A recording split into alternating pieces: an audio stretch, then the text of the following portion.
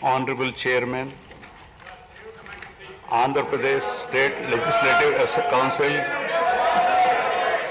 Honorable Speaker, Andhra Pradesh State Legislative Assembly, Honorable Members of the State Legislature, I am immensely pleased to welcome and congratulate the newly elected Honorable Members of the State Legislative Assembly and members of the Legislative Council to this joint session of the State Legislature being convened for the first time after the General Elections 2024. I would like to take this opportunity to commend the Andhra people's active participation in the electoral process. Their inspiration for change has been unambiguous. Now the responsibility of fulfilling their aspirations lies with all of you. Honorable members, you are aware that due to the supreme sacrifice of Amarajeevi Potti Sriramulu, Andhra Pradesh was formed as the first linguistic state on 1st October 1953 with Kurnool as capital. Thereafter, the state was recognized on 1st November 1956 and Telugu-speaking parts of Hyderabad state were made into the combined Andhra Pradesh with Hyderabad as capital. Accordingly, a lot of Telugu people moved to Hyderabad. Again, in June 2014, the people of Andhra Pradesh were forced to undergo another reorganization of their state, the most damaging experience of all. The united Andhra Pradesh was bifurcated unscientifically, undemocratically, and without adequate consultation with the stakeholders. This has left an indelible mark on the minds of the people of the residual state of Andhra Pradesh. The turbulence caused due to multiple state reorganizations and the resultant disruptions have deprived Andhra people of a sustained long-period development and progress. Today we stand at a juncture where the people have to again take up the task of rebuilding their state. As time has progressed, it has become evident that the Andhra Pradesh Reorganization Act 2014 does not compensate enough the residual Andhra Pradesh for the loss of prosperity and development opportunities. The state bifurcation has imposed an unprecedented strain on the economy of the state. There are patent inconsistencies in distribution of assets and liabilities, with 58.32% of combined state population. The unscientific bifurcation caused the state to inherit only 46% of the resources, financial loss on account of loss of Hyderabad city, disproportionate debt burden, loss of access to public institutions, loss of national institutions, Government of India PSUs and institutions of higher learning, etc.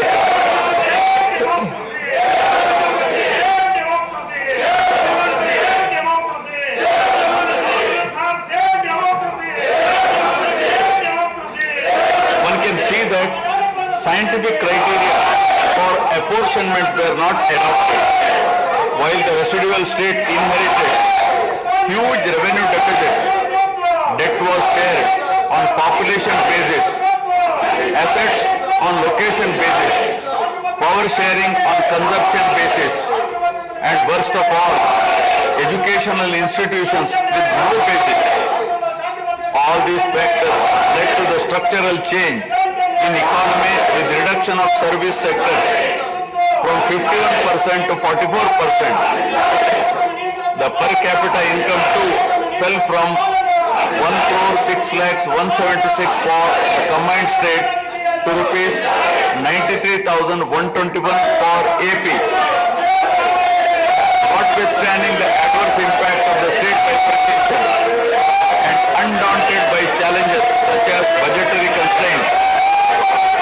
structural deficiencies and unresolved issues, the government converted every crisis into an opportunity during the period 2014 to 19. The government had laid a solid foundation for vibrant sunrise Andhra Pradesh. The then government focused on the inherent strengths of the successor state of Andhra Pradesh, its 974-kilometer coastline, providing opportunities for port-led development and requisite environment for manufacturing activities. The fertile river plains supporting agriculture and allied activities, the passing of 3 industrial corridors through the state, the rich natural and human resources. A reflection on the state's performance during the 5-year period of 2014 to 19 gives a clear picture of the balancing act between development and welfare. Completion of prestigious Pattasima project by linking of rivers Godavari and Krishna in a record time of 1 year. Completion of 72% of Polavaram project so that it could be made fully operational by 2021. Prioritization of other irrigation projects, drought proofing measures, real-time governance, development of Amaravati region through land pooling, construction of new secretariat and legislature building are a few examples worthy of mention. All the milestones achieved during 2014 to 19 were possible because of the visionary leadership of Sri Nara Chandrababu Naidu, the Honorable Chief Minister of Andhra Pradesh. In this regime, the state attracted marquee FDIs like Kia Motors, emerging as #1 state continuously in ease of doing business rankings. Under his able leadership, the state attracted several investments in various sectors. The government initiated development of Kakinada SEZ Port, Bhavanapadu and Ramayapatnam ports, expanded airports and increased the state road network. The development of infrastructure was balanced with welfare measures such as increase in old age pension, farm loan waiver, scholarships to students, construction of houses, etc. These development and welfare measures led to compound annual growth of 13.5% between 2014 to 19. While the state was set to take off on the path of high growth, the change of regime in 2019 again brought back the disturbing time for the nascent Andhra Pradesh. The state that already bore front of bifurcation in 2014 was rather unfortunate to have witnessed yet another bigger debacle in the form of inept governance, where the people were threatened and officers demoralized. In fact, the damage and losses during the period 2019 to 24 have been more severe compared to the state reorganization in June 2014. The government that assumed charge in 2019 started a destructive note with demolition of Praja Vedike that continued unabated till the end of the regime 2024. During this regime, democracy was at peril. People were in a state of fear and hardly enjoyed any freedom of living.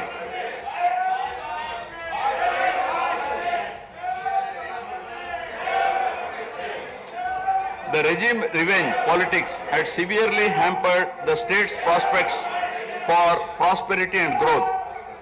Even the Honorable High Court of Andhra Pradesh had sought to convene a judicial inquiry into whether there is a constitutional breakdown in the state. The biggest damage was done to the brand AP. No noteworthy companies came forward to invest in the state. The corrupt practices at all levels coupled with weaponization of instruments of governance across revenue earning departments for personal gains, sabotaging of checks and balances made several state institutions and private companies defunct and forced the existing enthusiastic investors and entrepreneurs to move out of Andhra Pradesh to other states. The uncertain environment which rocked the confidence of the people in general and investors in particular started showing impact on the state finances, leaving them in a mess. Fiscal prudence was abandoned. Expenditure was beyond means in spite of limited revenue growth, and debt and liabilities rose sharply. Financial management is manifested by diversion of funds, higher taxation despite high inflation, increase in power sector liabilities, neglect of capital expenditure which eventually resulted in slowing down of the economy. The enormous gap in resources was sought to be met repeatedly by borrowings through corporations and forcing them to spend on government expenditure and in the process weakening the corporations. In view of the inordinate delay in clearance of the bills due to strained financial position of the state, many vendors and contractors have approached the High Court of Andhra Pradesh for relief and filed cases against the government. About 25,000 cases have been filed for bill payments, which is unprecedented. The sheer number of contempt cases with personal appearances and arrest warrants against officials in several cases resulted in systematic humiliation and victimization of bureaucracy. This led to complete demoralization of administrative machinery. The capital expenditure reduced by 60% in 2019-24 compared to 2014-19. Departments such as water resources and transport, roads and buildings, which undertake substantial capital works, were left critically short of funds to carry out any works. The capital expenditure on water resources has reduced by 56% and that on roads and buildings by an alarming 85% during this period. The compound annual growth rate of states-owned tax revenue slipped from 12.8% to 8.1% during this period. On the other hand, the revenue expenditure increased from 7.8% to 10.5%, whereas the capital expenditure growth declined steeply from 26.4% to 3.4%. Lower share of capital expenditure to public debt occurred during the period 2019 to 24 is a clear indicator that the government met revenue expenditure also through borrowed funds. The CAGR in per capita debt has been higher at 14%, while the CAGR in per capita income is only 9.7%. This reflects the fiscal profligacy of the previous regime as no capital formation took place. The Amaravati capital region, envisioned as the focal point of growth for the nascent state of Andhra Pradesh, was totally destroyed.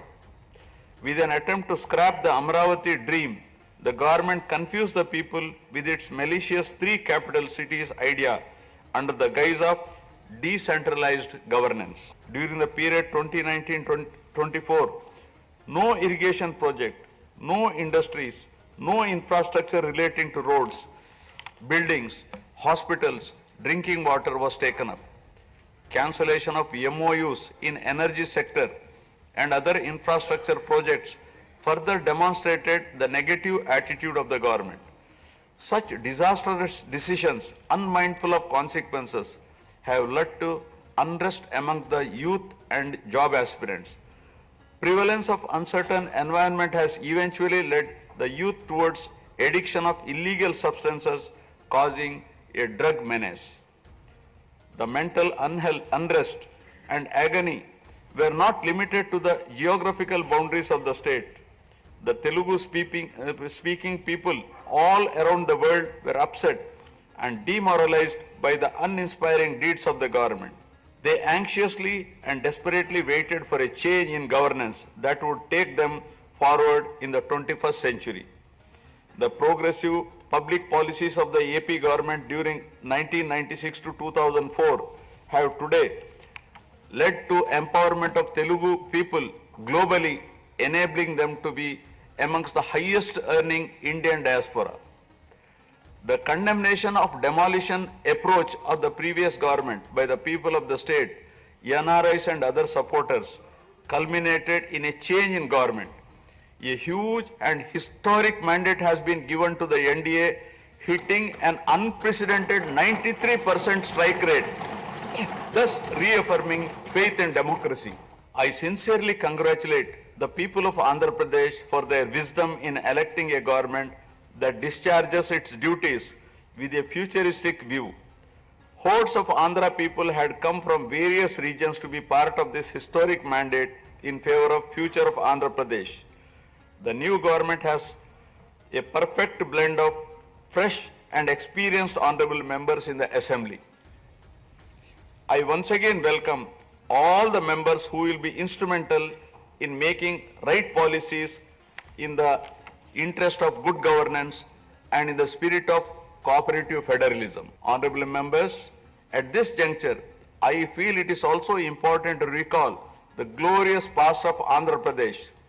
Renowned as Annapurna, rice bowl of India, the state used to support other states in ensuring food security. As a leader of self-help group concept, Andhra Pradesh stood out as an example in developing entrepreneurship, knowledge economy, and cultivating thrift amongst poor women. Use of IT in all areas of welfare and development was the cornerstone of state's vision. The misrule of the previous government, which lacked transparency, have compelled this government to put the facts before the people about the disruption of systems and rampant corruption prevailing during the last 5-year term. Accordingly, my government has released a series of white papers highlighting numerous discrepancies in fund utilization, misappropriation, resulting in huge loss to the state exchequer and the natural resources base of the state. I would present some of the key takeaways of the white papers. Completion of Polavaram, the lifeline of Andhra Pradesh, is of the highest priority. The Polavaram project has been completely derailed. Introduction of reverse tendering and cancelling the agreed contracts have caused an irreparable damage not only to the project but also to the concept of interlinking of rivers and irrigating every acre of land. Unilateral announcement of 3 capitals for the state resulting in 1,631 days of farmers' protest. Modification of jurisdiction of the Capital Region Development Authority to 6,993 square kilometers. Shelving preparation of regional master plans. Completing the land acquisition in only 191 acres are some of the events that halted the progress of CRDA. This led to a potential loss of about 7 lakh jobs and estimated loss of wealth of about rupees 2 lakh crore along with loss of investment and growth opportunities. Andhra Pradesh, which enjoyed the distinction of being the first state in the country to have introduced reforms in the power sector in 1990s, had achieved energy sufficiency from 1996 to 2004.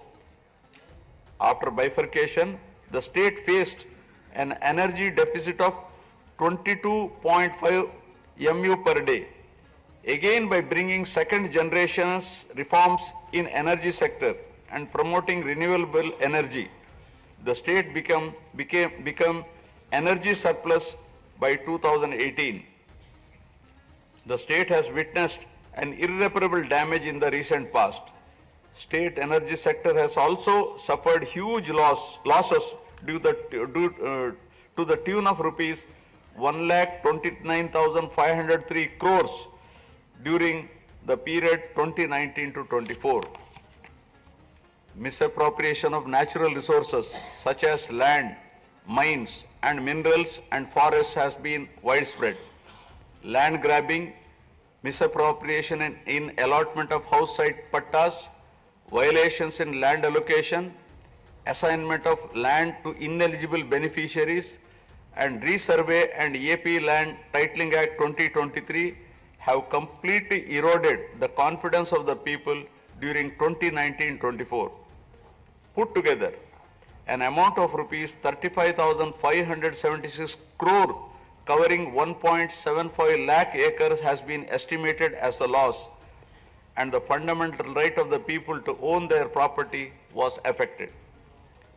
Looting of sand and mineral wealth is another area that resulted in huge loss to the exchequer and involved corruption.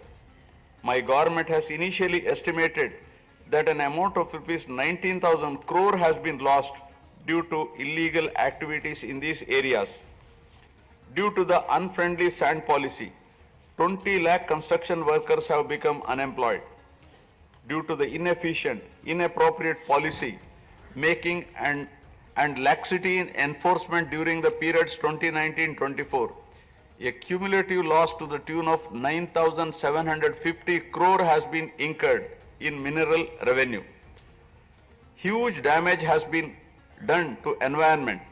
Smuggling of precious red sandals from forests has taken place, with the revenue from the sale of red sandals dropping from rupees 1,623 crore in 2014-19 to rupees 441 crore in 2019-24. The destruction of mangrove forest land and Rishikonda Hill in Visakhapatnam have also damaged the state's heritage and culture. The government misused law and order machinery during 2019-24 by harassing dissenting voices. There was rise in crime against women, children, atrocities on innocent people, especially the SC, STs and other vulnerable sections. The people lost faith in the government's ability to maintain rule of law. The previous government also made a mockery of the excise revenue streams of the state. The VAT on excise was reduced and diverted to AP State Beverages Corporation as a special margin, which otherwise would have come to the government as revenue.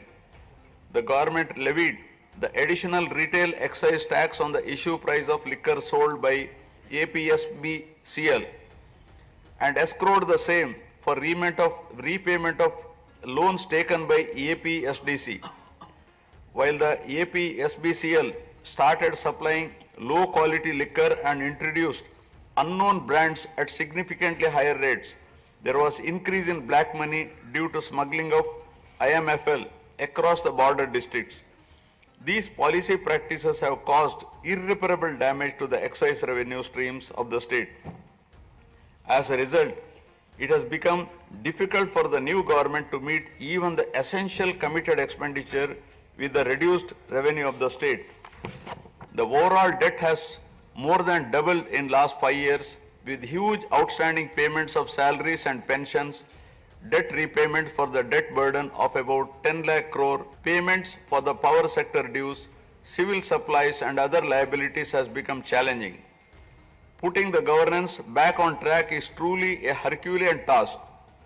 My government has already started fulfilling the pre-poll promises and announced that steadfast commitment to Super 6 promises. My government has launched its trademark people-centric governance soon after assuming office, with a series of measures such as announcing a mega DSC for filling up 16,347 teacher vacancies, abolishing the Land Titling Act, enhancing social security pensions to rupees 4,000, organizing a skill census, and reopening the Anna canteens to provide food for the poor at a very nominal rate of rupees 5, and supply of free sand. My government will initiate other important measures also. I am sure my government, under the able and proven leadership of Shri N. Chandrababu Naidu Garu, the Honorable Chief Minister of Andhra Pradesh, and Shri Pawan Kalyan Garu, Honorable Deputy Chief Minister, with complete support of Shri Narendra Modi Garu, Honorable Prime Minister of India, will make all-out efforts in fulfilling the aspirations of the people for developing the state. Initiating the process, the Honorable Chief Minister visited New Delhi to meet the Honorable Prime Minister and other Union Ministers concerned and apprise them of the grim financial situation. During the visit, special requests have also been made for hand-holding by the centre and extending liberal support to the state. I appeal to the people of the state to understand the current alarming financial situation and cooperate with the government in rebuilding the state. The massive destruction which resulted in huge loss of natural resource base and human value system really makes the reconstruction process difficult and time-taking one. To assess the complete loss, plan for resource mobilization and development is a cumbersome task. It requires collective thinking, extensive discussions with intelligentsia and academicians to explore ways to overcome the current crisis. It also involves finding ways to restart the entire development ecosystem through short, medium and long-term plans in the light of the new development paradigm of Viksit Bharat at 2047. The extent of real damage done to Andhra Pradesh in the last 5 years had not come in public discourse thus far.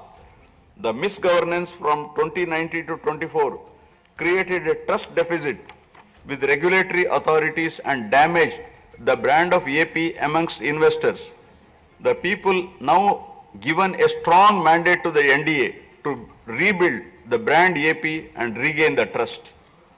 Honorable members, usually winning elections and assuming responsibility is a happy event. But now we are meeting in different and difficult circumstances.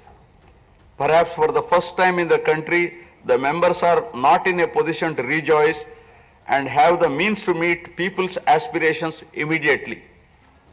Keeping this in view, my government is proposing to go for budget after meaningful deliberations. With several issues relating to state bifurcation remaining unresolved, my government has taken initiative and visited New Delhi to meet the concerned in Union government, including Honorable Prime Minister and also Telangana government, with an intent to quickly find amicable solutions. The resolve shown by the 5 crore people of the state to reinstate democracy and elect people-friendly government with an unprecedented mandate is required to be appreciated yet again at this hour of crisis to help the state to rediscover its past glory. I would like to conclude my speech with the inspiring words of Swami Vivekananda. I quote, "We are responsible for what we are, and whatever we wish ourselves to be, we have the power to make ourselves. If what we are now has been the result of our own past actions, it certainly follows that whatever we wish to be in future can be produced by our present actions. So we have to know how to act." Jai Hind.